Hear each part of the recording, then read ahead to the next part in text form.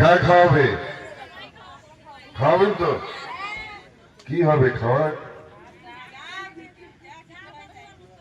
আর শুক্তা শীতল হয়তো নাকি? হ্যাঁ হ্যাঁ, ছেঁকা তো ভালোবাসে।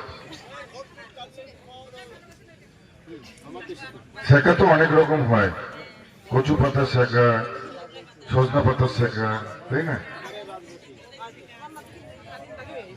ফেলকা, লাফা শাকের ফেলকা